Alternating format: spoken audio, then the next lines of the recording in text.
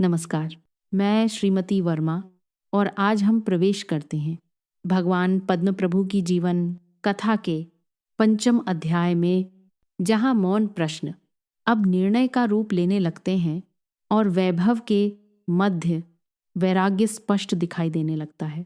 तो आइए मन को शांत करें और इस महत्वपूर्ण मोड़ के साक्षी बने। अध्याय 5। निर्णय की प्रभा। जब कमल ने कीचड़ से ऊपर उठना चुना, युवराज पद्म प्रभु अब राजकार्य में पूर्ण रूप से दक्ष थे। सभा में उनका निर्णय अंतिम माना जाता। प्रजा उन्हें न्याय और करुणा का प्रतीक मानने लगी थी, परंतु उनके भीतर एक अलग ही प्रक्रिया चल रही थी। एक दिन राजमहल में विशाल उत्सव आयोजित था। संगीत, नृत्य, रत्नों की चमक और दीपों की पंक्तियां, सब कुछ अत्यंत भव्य था। सभा में उपस्थित लोग आनंद में डूबे थे, पर युवराज पद्म प्रभु भीतर से निस्तब्ध थे। उनकी दृष्टि एक दीपक पर पड़ी। दीपक की लौ क्षण क्षण डोल रही थी। उन्होंने सोचा, यह प्रकाश तेल पर निर्भर है। तेल समाप्त तो प्रकाश भी समाप्त। क्या मेरा जीवन भी इसी प्रकार किसी सहारे पर टिका है? उसी रात आकाश में बादल छा गए। अचानक तेज वर्षा हुई। महल की छत से वे वर्षा की बूंदों को धरती पर गिरते देख रहे थे। एक बूंद कमल के पत्ते पर गिरी और बिना रुके फिसलकर नीचे चली गई। उनके भीतर एक गहन अनुभूति जागी। कमल जल में रहता है, पर जल उसे भिगो नहीं पाता। शायद यही मार्ग है, संसार में रहकर भी उससे अलिप्त रहना। अगले दिन वे एक वनवासी मुनि से मिले। मुनि का शरीर साधारण था, पर चेहरा तेजस्वी।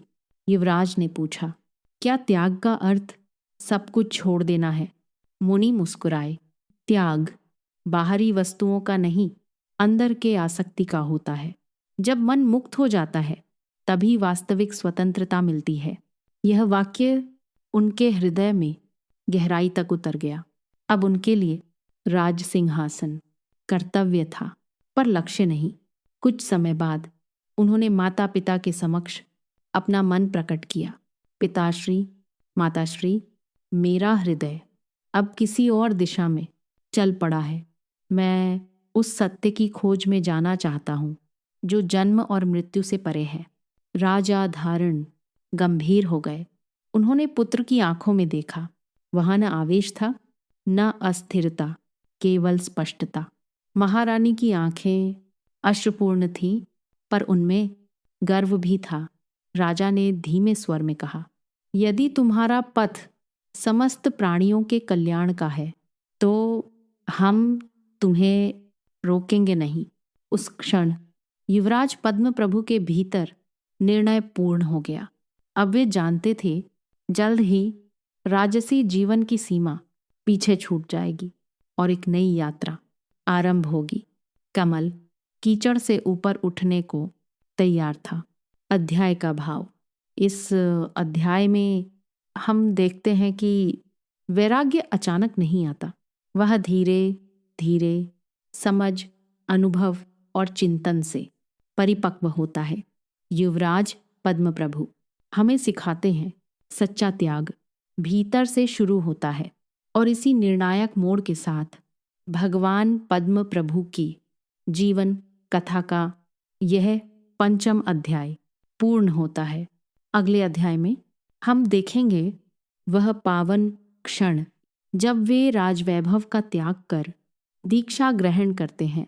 उस दिव्य प्रसंग के लिए हमारे साथ जुड़े रहिए।